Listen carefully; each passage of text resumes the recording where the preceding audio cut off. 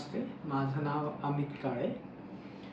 By profession me teacher आहे आणि तसा नागपूरचाच आहे, पण सध्या बीडला वास्तवात आहोत, रहिवाशी आहोत. आणि मधल्या काळामध्ये माझ्या गळ्यामध्ये माझा अचानकपणे शिकवताना आवाज कमी झाला म्हणजे तो निघतच नव्हता. डॉक्टरांकडे जेव्हा गेलो, डॉक्टरांनी स्कोपी करायला सांगितलं. स्कोपी करण्याचे पण बऱ्याचदा प्रयत्न केले डॉक्टरांनी, म्हणजे ते एक दुर्बीण टाकून आतमध्ये, तेव्हा पण मला बराचसा त्रास झाला. त्यानंतर डायग्नोज अशा प्रकारे झालं की गळ्यामध्ये जे 2 वोकल कॉर्ड असतात त्यातला एक जो आहे माझा लेफ्ट साईडचा वोकल कॉर्ड दॅट वॉज पॅरालाइज्ड झालं असं त्यांनी सांगितलं. त्याच्यानंतर त्यांनी मला काही मेडिसिन्स दिल्यात, काही एक्सरसाइज करायला सांगितली बोलण्याच्या वगैरे, त्या पण केल्या, परंतु मला कुठल्याही प्रकारचा त्यामध्ये दुरुस्ती म्हणा किंवा जे क्युअर कुठल्या प्रकारचं दिसलं नाही. त्यानंतर परत मी त्यांच्याकडे गेलो. त्यांनी परत मला एंडोस्कोपी करायला सांगितली म्हणजे स्कोपी करायला सांगितलं. ते स्कोपी फ्लेक्झिबल स्कोपी केली. त्यानंतर ते अधिक जास्त प्रमाणात कळलं की नेमकं काय झालेलं आहे. त्याच्यानंतर त्यांनी मला पुण्याला रेफर केलं होतं, पण तत्पूर्वी मी नागपूरचं असल्यामुळे मला असं वाटलं की मी दुसरी कुठली तरी पॅथी आपण अनुभवली पाहिजे किंवा त्याचा एकदा दाखवलं पाहिजे, कारण होमिओपॅथीवर मला थोडंसं आमच्या घरच्यांचा माझा थोडासा जास्त विश्वास आहे.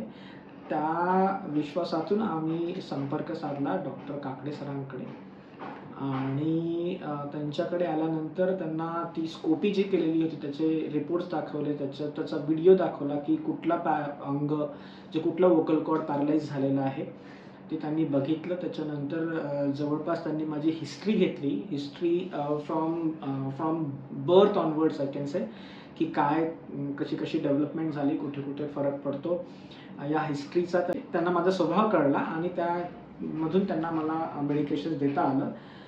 सुरुवातीला 1 महिन्यामध्येच मला त्यांनी मेडिकेशन्स दिल्यानंतर 1 महिन्यामध्येच मला बोलता आलं, कारण मला आधी बोलता येत नव्हतं. मी क्लासमध्ये जायला थोडंसं माझा नकार असायचा, कारण आवाजच निघत नव्हता त्याच्यामुळे, आणि बाय प्रोफेशन मला माझा गळा खूप महत्त्वाचा होता.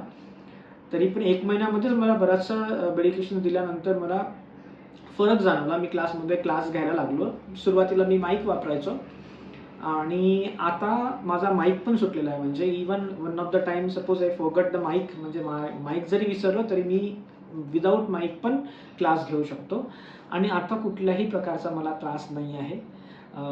जवळपास आम्ही 3 ते 4 महिने मेडिकेशन्स घेतो आहे. ज्या होमिओपॅथीच्या ज्या टॅबलेट्स आहेत किंवा ज्या गोळ्या आहेत किंवा जे लिक्विड आहे ते सरांच्या मार्गदर्शनानुसार घेतो आहे आणि मला बराचसा फायदा त्यामुळे झालेला आहे. आज मला कॉन्फिडन्स आला आहे की मी आता कितीही, सरांनी जसं मला आता आल्याबरोबर प्रश्न विचारला की तुम्ही किती वेळ बोलू शकता, मी म्हटलं की मी कितीही वेळ बोलू शकतो. तर हा एक कॉन्फिडन्स मला या होमिओपॅथीमुळे आला, सरांमुळे आला. त्याबद्दल मी त्यांचे मनस्वी आभार मानतो. आणि खरंच म्हणजे होमिओपॅथी अशी एक पॅथी आहे की जी मुळातून नष्ट करते एखादी बिमारी. तर त्याचा अनुभव, त्याची प्रचिती मला आता या ठिकाणी आलेली आहे. त्याबद्दल सरांचे आणि होमिओपॅथीचे स्वतःचा आभार मानतो. म्हणजे मला तर असं वाटतं की माझं 100% बरं झालेलं आहे. जवळपास पूर्ण 100% माझं जे क्युअर झालेलं आहे, माझा गळा क्युअर झालेला आहे. परंतु तरी पण आता 1-2 महिने आपण एक कंटिन्यू करणार आहोत असं सरांनी सांगितलं औषध, कारण एक बॅकअप असला पाहिजे, म्हणजे एक स्ट्रॉंगली रिक्युअर झालं पाहिजे त्याच्यासाठी म्हणून. बाकी तर I am very happy to get the medications and treatment from sir. Thank you sir.